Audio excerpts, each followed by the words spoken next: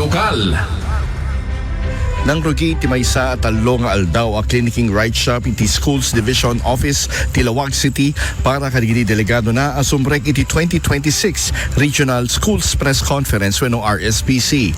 Ti aktibidad ket maangay iti Gabaldon Elementary School ken SDO Lawag Office iti Lawag City manipod Pebrero 26 ginggana 28 amang tutok ti panang pasayaat ti abilidad dagiti campus journalists ken school paper advisors iti nagduduma a kategorya.